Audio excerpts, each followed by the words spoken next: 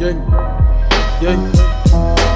Je perds pas mon temps sur des plans qui rapportent nada. Tu dis que t'es un vrai, les Dolce Car tu fais nada. Ça vient d'où? J'aime bien ta Canada. Je me suis levé à 11h, j'ai visé Fernando. Je connais ma cité par cœur, je peux barauder les yeux bandés. Midi c'est comme sur le rinté. Salut les amis. Alors aujourd'hui on se retrouve dans une nouvelle vidéo. Là je suis sur ma GPR de course à l'époque avec toute ma combinaison. Donc t'as vu, pour l'occasion j'ai ressorti ma combi, les bottes, les gants, tout comme à l'époque. J'étais pas bien sûr de pouvoir rentrer dedans, mais tu vois, j'ai gardé ma petite taille de joker, pilote de course. Elle me va encore comme un gant, tu vois. Donc demain, s'il y a un type qui veut que je roule pour lui, hein, contactez-moi, il n'y a pas de souci, je suis encore chaud patate. Donc là, ce que je vais faire, c'est que je vais vous expliquer un petit peu toutes mes années folles de course. Mais avant ça, je vais quand même aller me changer parce que je suis en train de mourir là. Vous imaginez même pas la chaleur et tout. Le casque en plus, il est petit parce que du coup... J'étais jeune quand je l'avais, donc j'ai une plus petite tête. Maintenant, je suis plus intelligent, donc ça remplit trop, tu vois. Donc, du coup, là, je vais arrêter de parler, je vais aller me changer, sinon je vais canner, les amis. Allez. Bon, l'équipe, là, je me suis changé. Du coup, je suis prêt pour vous raconter un peu toutes mes histoires de course, de moto, tout ce qui s'est passé sur le circuit. Bon, je vais pas vous mentir, hein, ce genre de vidéo, ça me met un petit peu mal à l'aise. Parce que j'ai vraiment l'impression d'être le père Castor, vous raconter des histoires. Mais bon, ça vous plaît et tout, donc du coup, je fais l'effort et je le fais. Parce que vraiment, je vous mens pas, si je m'écouterais moi, je vous sortirais pas ce genre de vidéo. J'aime pas trop parler de moi, tout ça. Donc bref, on va reprendre. La dernière fois, on s'est arrêté au début de mes années de course. Donc c'était en 2009. Donc là, je vous ai préparé quelques books que j'avais fait à l'époque pour les sponsors. Parce que forcément, bah, ça coûte cher de faire ça. Et moi, je faisais ça vraiment au début avec les moyens du bord. On prenait ça à la rigolade, tu vois. Donc là, tu as quelques photos, tout ça, des articles de journal à l'époque. Je sais pas si vous connaissez Mob Shop. Enfin, des articles de journaux, plutôt. On va faire attention maintenant. Il y a les classements, tout ça, tu vois. Donc, on vous mettra quelques passages dans la vidéo. Comme ça, vous pourrez voir de vous-même.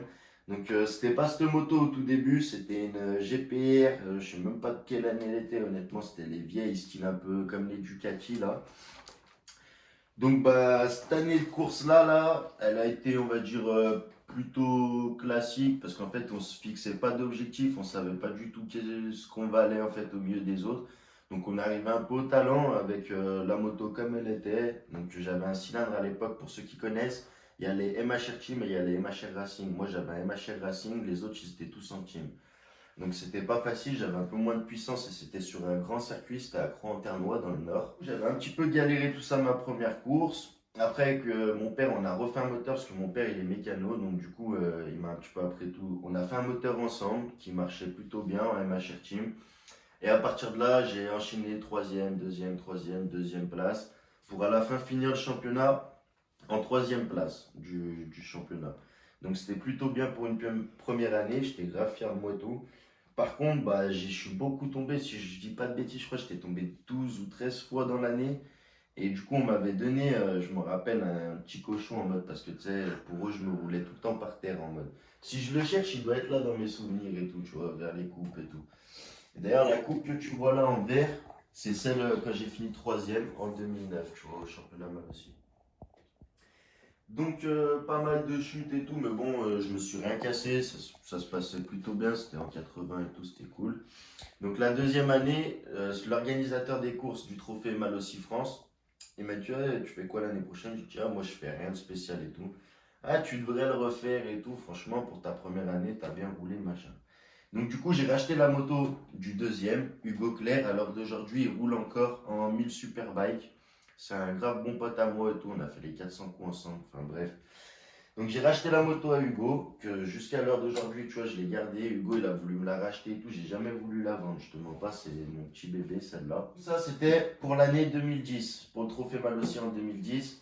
Donc tu vois, Hugo, il était petit et léger. Et du coup, il avait mis une petite cale sur la selle. Normalement, elles sont toutes droites, tu vois.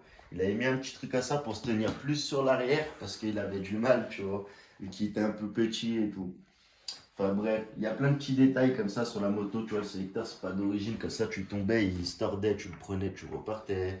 On avait coupé les cale-pieds, l'amortisseur mal aussi, ça c'était Hugo, il l'avait mis, enfin bref. Et cette moto, c'était un Euro 3, l'autre c'était un Euro 2, cadre alu, l'autre c'était un cadre acier. Donc j'ai grave évolué au niveau de la moto. Euh, Niveau roulage et tout, j'avais pas trop le temps. Mon père, il avait pas trop le temps et tout de m'emmener parce qu'il travaille beaucoup. Donc du coup, bah, je roulais pas en fait. Je roulais que pour les courses, que les week-ends de course. Et de temps en temps, exceptionnellement, un week-end, tu vois, j'allais au Creusot, c'est dans le 71. Et j'allais m'entraîner là-bas parce que c'était un circuit, il est vachement bosselé, vachement technique. Et du coup, si tu arrives plutôt bien à rouler vite là-bas, tu passes un peu partout après, on va dire. Donc du coup, j'ai relancé une année avec cette moto. Et là, ça a été une année franchement carton plein. J'ai gagné toutes les courses. Tout s'est passé à merveille comme sur des roulettes. Je suis presque pas tombé ou des petites chutes. C'était vraiment léger, léger. Cette même année, j'ai fait du coup le championnat d'Europe mal aussi. Donc qui se passait sur 2 manches en Italie où j'ai gagné. Donc du coup, j'étais champion d'Europe en 2010 et en 2011 aussi, je l'avais refait le championnat, mais juste la manche, juste la partie Italie pour l'Europe, en gros, pour gagner le championnat d'Europe, manière de dire. Donc j'avais gagné aussi le championnat d'Europe en 2011. Après, pour ce qui est de 2011, du coup, tu vois, là, tu as un petit poster qu'on avait fait à l'époque avec les partenaires, tout ça. Donc, comme c'est écrit, on avait le projet de faire le trophée Pirelli 600. Parce que à la base, en fait, quand j'ai gagné toutes les courses, le championnat d'Europe et tout, en 2010 avec cette moto, l'organisateur, il voulait que l'année d'après, lui, il voulait ouvrir une petite structure, en fait, sur le championnat de France. Et il me voulait en tant que pilote et il voulait faire ça en 125 cm3, donc avec des Honda RS en Superbike. Mais moi, ça ne m'intéressait pas. Parce que j'ai essayé une 125, je trouvais qu'il n'y avait pas assez de différence avec le 80. En fait, ça marche, mais ça marche pas tant que ça. Puis la cycle elle est vachement fine, vachement à peine tu le bouges, ça se jette dans tous les sens, c'est un peu spécial. Après, j'arrive à bien les piloter quand même, hein, je faisais des bons temps, mais ça me plaisait pas plus que ça. Donc, du coup, j'ai demandé, bah, du coup, après, c'était mon coach, donc je vais l'appeler mon coach, à mon coach, Jean-Dominique, d'essayer une 600. Donc là, il avait organisé un roulage avec le Tati Team qui sont à Anse dans le 69, à Bourg-en-Bresse. À l'époque, ils avaient des Triumph Daytona. Donc j'ai essayé la Triomphe et tout, j'ai kiffé direct, tu vois, franchement je te mens pas, direct j'ai kiffé et tout, des grands rupteurs et tout, je me régalais à fond de balle. Et juste j'aimais pas trop, la Triomphe elle avait beaucoup de freins moteurs et moi j'étais pas habitué à ça, c'était un petit peu bizarre pour moi. Et puis après en fait mon coach il a organisé tout ça avec le team LG Racing, là ils sont sur la fiche. Donc c'était Stéphane, le mécano. Et d'ailleurs, gros big up à lui parce que sans eux, tu vois, sans Jean-Dominique, Stéphane et Jean-Noël, en fait, et Sylvie, la femme à Jean-Noël, tout ça, ce serait jamais été réalisable parce qu'en fait, ils se sont tous réunis, ils ont ouvert un team, ils ont cherché des partenaires tous de leur côté. Ils m'ont payé une moto, ils m'ont payé des pneus, ils m'ont payé tout ce qu'il y avait à payer.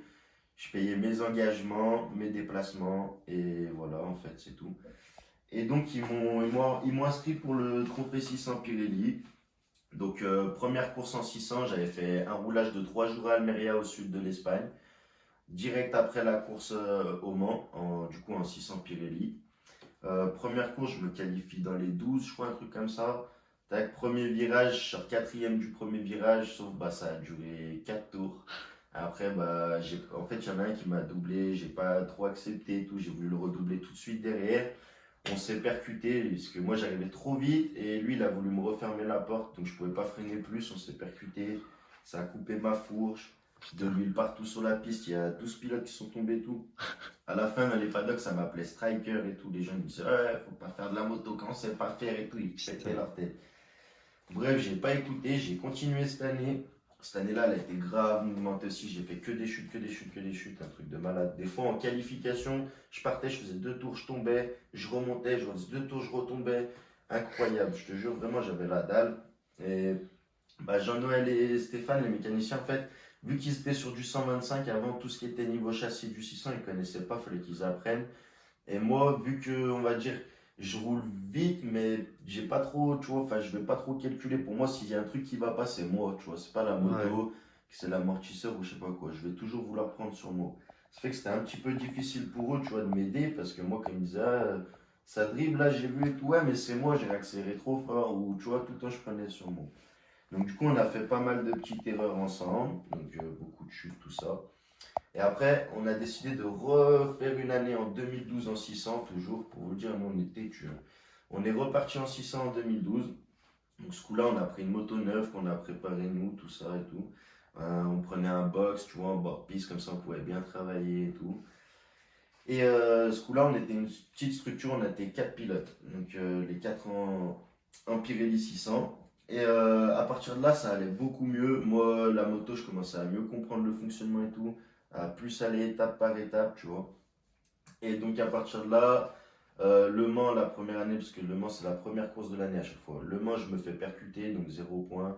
Et après, à partir de là, tout le long de l'année, j'arrive à faire des deuxièmes, troisièmes, deuxième, troisième. J'ai gagné une course allée de nom devant Thibaut Bertin. C'était un très bon pilote. Après, il est parti en Espagne et tout. C'était un très très bon pilote. D'ailleurs, big up à lui. Parce que c'était plus ou moins grâce à lui que je l'ai gagné. Parce que juste avant le départ, en fait, il m'a donné deux trois conseils. Ça m'a totalement libéré dans ma tête. Et franchement, ça roulait comme sur des roulettes. Donc, cette année-là, 2012, trophée Pirelli, je termine deuxième du classement. Du coup, après, en 2013, mon coach Jean-Dominique, il avait plus trop d'argent et tout, c'était pas facile. Parce qu'à côté de ça, il avait d'autres projets, il faisait d'autres choses. Donc il pouvait pas stopper sa vie pour moi, tu vois. Déjà, ce qu'il faisait pour moi, c'était énorme. Personne ne le faisait quasi. Enfin, personne ne l'aurait fait en fait, tu vois. Et donc, du coup, en 2013, on a mis un peu le frein. On est redescendu en 125 en Coupe Yamaha. C'était Johan Zarco et Felon qui organisaient ça. Pour ceux qui connaissent, Johan Zarco, c'est un pilote de MotoGP. Donc, on est arrivé sur la première manche du championnat. Normalement, c'était règlement promo sport. Mais quand on est arrivé, qu'ils ont vu qu'on avait un amortisseur sur mesure, parce que du coup, on était plutôt bien branchés avec les préparateurs et tout de suite de suspension et tout. Et moi, en fait, j'ai un préparateur de suspension. Il n'y avait pas de suspension qui existait pour cette moto. Donc, ils se sont dit, on va leur mettre le règlement Super Sport et on est sûr qu'il n'y aura personne qui changera parce que ça n'existera pas. Sauf que lui, il m'en a fait un sur mesure. Ils m'ont vu arriver avec ça. Déjà, ils ont pété leur tête. Ils me l'ont fait enlever tout de suite. Je l'ai enlevé. Et en fait, cette année-là, je ne devais pas trop rouler à la base. Donc, c'était la moto de mon mécano Nelson Moto qui est à côté de chez moi. Là, c'était lui qui devait rouler avec. Et au dernier moment, c'est moi qui roulais avec. Et bref, du coup, j'ai gagné la course devant Zarco. Je crois que je lui avais mis 6 secondes, un truc comme ça, sur 12 tours, tu vois. 5 dixièmes par tour. Du coup, il a eu la défaite un peu mauvaise. Ça veut dire à la fin de la course, il a porté réclamation. Il m'a fait démonter ma moto dans le moindre détail. Tout expertisé, tout ça à la loupe, dans le moindre détail. Et il s'est avéré que en fait, mon mécano Nelson, quand il a remonté cette moto, c'était une moto avec le moteur serré qui avait 34 000 km. La culasse, les conduits d'échappement qui étaient pleins de calamine pour les connaisseurs, au bout de 34 000 km, logique. Il a fait mettre un coup de sablage, mais juste de sablage, attention, il n'y a pas eu un coup de fraise ou quoi que ce soit. Et quand il a commandé le piston chez Beer, en fait, il a pris une référence balourde. Sauf qu'après, quand on a rappelé Beer, et en fait, tous leurs pistons, même la référence balourde, c'était des hautes compressions. Donc après, il y avait les hautes compressions qui étaient référencées hautes compressions, mais qui étaient encore plus hautes compressions. Donc quand ils ont démonté, il s'est avéré que sur la tête du piston, que ça tient qu'à temps, c'est comme ça là, avec les soupapes sur les têtes, à la tête du piston, je crois on avait 2 mm de plus que lui, donc ça comprimait un peu plus. Et au passage de banc, on avait 0,8 chevaux de différence. C'est presque rien, je te rassure. Donc du coup, j'ai été déclassé, logique. Moi, je suis le champion pour les premières courses de l'année, 0 point, tu vois, ça, je suis le champion. Après cette année-là, petit à petit, j'ai gagné presque toutes les autres courses, je crois que je les ai gagnées sauf une ou deux. Tu vois, j'ai terminé deuxième parce que je me battais avec des gamins, ils étaient grave plus légers. Et tu vois, sur les 125 ans, la différence de poids, ça tue. Et du coup, Zarco, pour dire, il avait un peu mauvaise. Il m'avait invité sur son circuit où il s'entraînait. Je crois que c'était à Eger, un truc comme ça s'appelle dans le sud là-bas. Et il m'avait invité, style, en gros, pour montrer, style. Et quand je suis arrivé là-bas et tout, moi sur ma moto, j'ai toujours fait des trucs bizarres. Style le 125, les bracelets, ils étaient là au-dessus, moi je les mettais en dessous comme là, tu vois, des trucs comme ça là, con. Et en gros, on roulait et tout, donc lui c'était son circuit d'entraînement, il connaissait par cœur. Moi j'ai fait 5 dixièmes moins bien que lui avec ma moto. Alors, après ce qu'on a fait, il a voulu échanger les motos, parce qu'il a vu mes bracelets et tout, il s'est dit peut-être ça va mieux. Mais en fait, moi je faisais ça, c'était vraiment juste pour faire parler, tu vois. Vraiment, j'étais un peu tout con, j'étais gamin, j'étais tout con, j'aimais bien faire parler. Ah, mais pourquoi t'as fait ça? T'inquiète, mon frère. Alors qu'en vrai, ça se trouve, ça allait moins bien, tu vois, ça se trouve, je chargeais trop l'avant et tout. Et bref, il essaye ma moto 1,5 seconde de son temps, et moi, toujours 5 dixièmes de son temps. Tu vois ce que je veux dire? C'est pas la moto. Ça fait là, il a viré un petit peu. Tac, à partir de là, on était en meilleur terme, tu vois, il l'avait moins mauvaise contre moi et tout. J'ai fini tout le championnat, je l'ai gagné. Donc à la clé du championnat, il y avait une R6 prête pour le Super Sport qui était en prêt à l'année en fait. C'était la récompense du championnat et c'est pour ça que je le faisais. C'était pour pouvoir avoir la R6 après pour pouvoir recommencer en 600, tu vois. Donc à la fin de l'année et tout, on est passé devant un jury, les trois premiers, parce que vu que c'était moi qui étais en tête du championnat et qui m'aimait pas, la FFM, tout ça, bah forcément, qu'est-ce qu'ils ont fait? Les règles, c'était plus le premier qui gagne une R6 préparée, c'était il y aurait un jury qui va décider entre les trois premiers. Mais Ah ça a ouais. changé en cours d'année, tu vois. Donc Tu vois c'était ce pas que je veux prévu dire? de base, Eh quoi. non, parce qu'ils ont vu que j'étais en train de. Tu vois, et moi, ils m'aimaient pas du tout. Ils Pour se sont moi, dit non, elle sera pas à toi, tu vois. t'as compris, moi j'étais la racaille des paddocks pour eux, tu vois, ils acceptaient pas et tout, tu vois. À l'époque, je mettais pas trop des jeans, j'étais plus survêt, tu vois, je m'en battais les couilles et tout.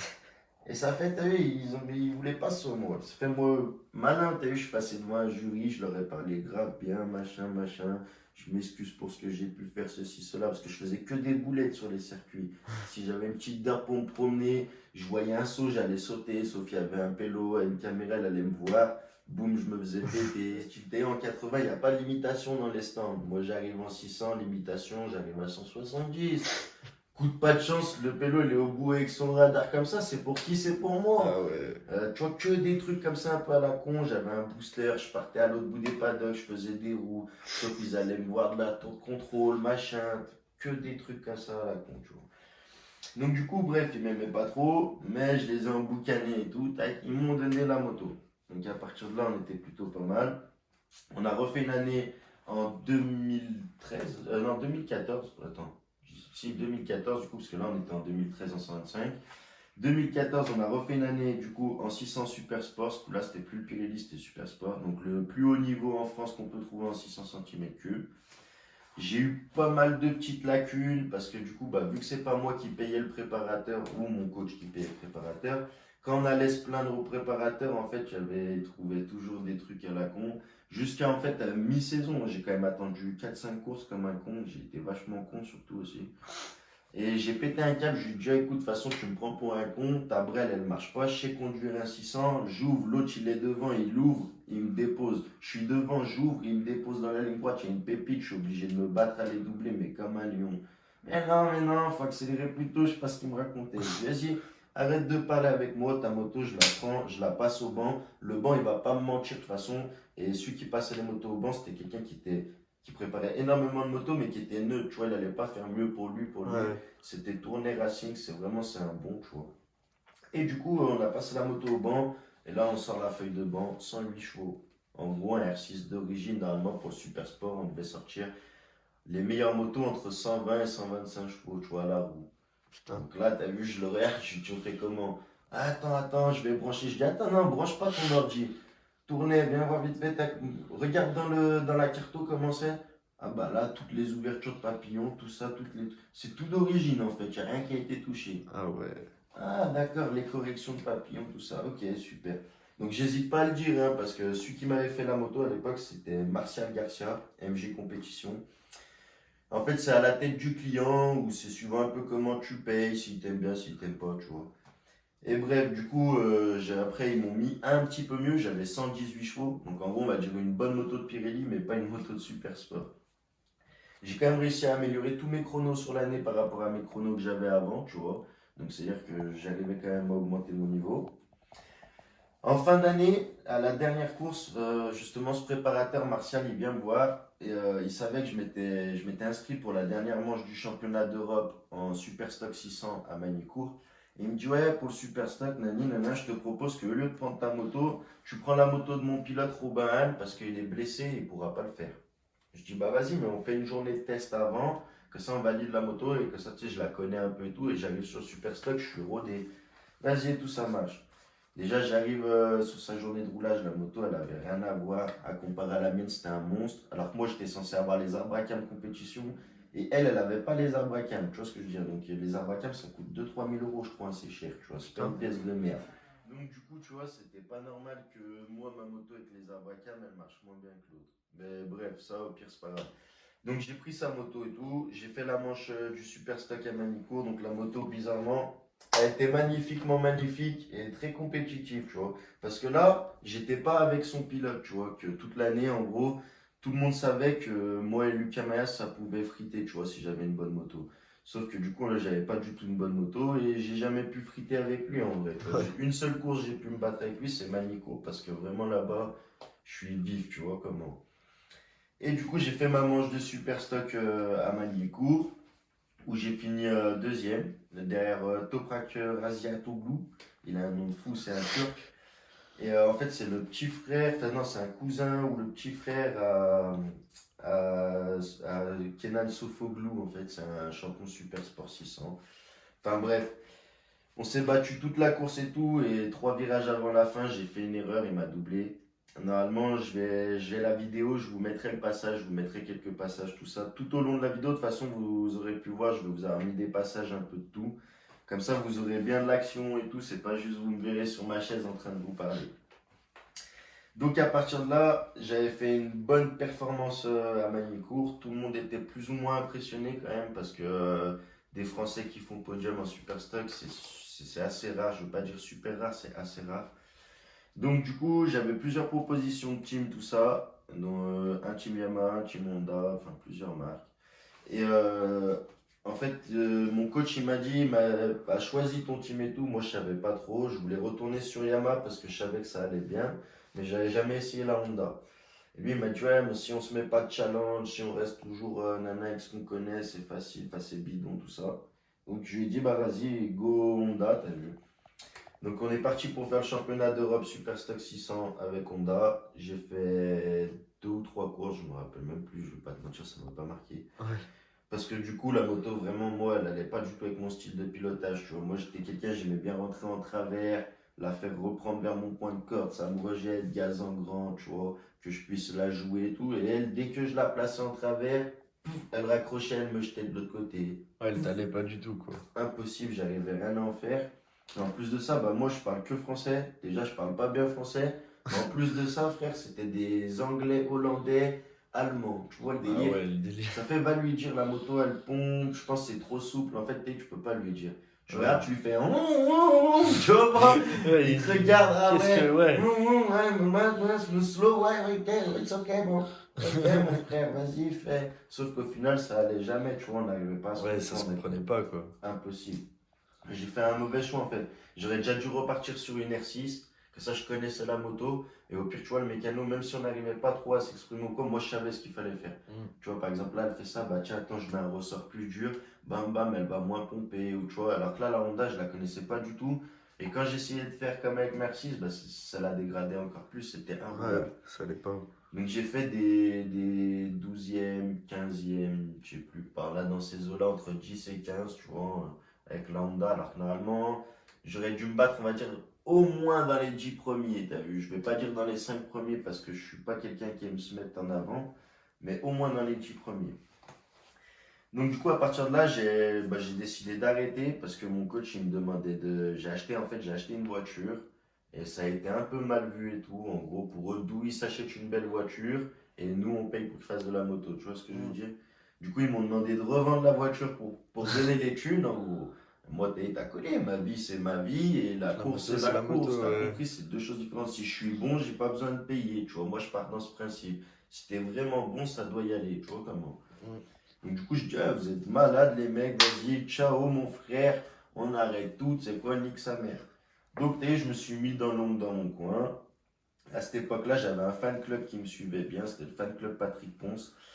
Et dans ce fan club, en fait, j'avais 2, 3 personnes vraiment, on avait lié des liens, mais plus que le fan club, tu vois, ils venaient sur les courses vraiment pour me voir, ils restaient avec moi, ils m'accompagnaient. Vraiment, donc tu vois, j'ai une petite pensée pour eux, et je le dis si jamais ils regardent cette vidéo. Il y avait Marilyn, Eric Fontaine, Jean-Paul Boinet, tu vois, déjà, ces 3 personnes vraiment, voilà, je vous oublierai jamais. Suite à ça, les personnes du fan club, ils m'ont trouvé un ancien préparateur de moto qui voulait se remettre dans la moto en fait. Un ancien préparateur de Grand Prix, mais des années 70-80. Ouais, pas d'époque, quoi. Ouais, à l'époque, vraiment. Et du coup, en fait, bah, ce monsieur, il s'appelait Jackie Lagarrigue, enfin, il s'appelle toujours, il habite à Marseille. C'est un très bon ami à moi, on a toujours gardé des bons liens.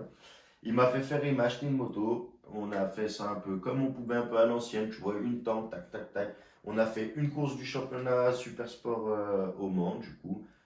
J'étais grave stressé de ouf. Ça faisait 1 an et demi que j'avais pas roulé, Ouais. tu vois. J'avais même pas essayé la moto, tu vois, j'avais pas roulé. Et je suis arrivé là-bas, tu vois, en plus dans ma tête, je me disais quoi, Le Mans, jamais tu le finis. Tout le temps, soit tu percutes, soit on te percute, ça va mal se passer. Donc du coup, j'étais grave anxieux et tout. Honnêtement, la course, elle se passe plutôt bien. Je termine 4e ou 3e, je sais plus. Bien. Tu vois, plutôt bien pour Ouais, une quand même reprise bien, en ouais. Super Sport, c'était plutôt joli. Après avoir pas roulé pendant 1 an en plus. T'as compris. Mais là, la moto, tu vois, par contre, elle avait un bon moteur. Jackie, tu vois, il s'était occupé du moteur. Il Ouais. m'avait emmené avec un autre gars, Brancard, qui est du sud là-bas. Brancard, il travaille comme ça aussi, attention. Il n'a pas besoin de sortir des pièces de fou ou quoi. C'est ses mains, sa tête. Et il te sort un moteur, il marche, frère. C'est incroyable. Donc, avec mes 2 sorciers et tout, on s'est fait un truc. À la fin, la moto et tout, elle était saine. Je la kiffais et tout.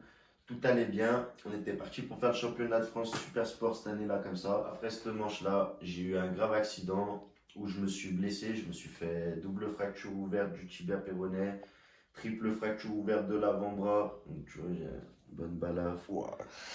Après, bah, je vais pas me déshabiller, mais j'ai la jambe. Après, ils m'ont pris de l'os dans le dos. Ils m'ont greffé parce que j'ai eu infection du sang, infection de l'os, infection de tout, en fait. Et tout mon corps, il était infecté, frère. Parce que je suis resté trop longtemps, mes os en contact sur le bitume. Tu vois comment ça se fait, ça m'a infecté tout le corps.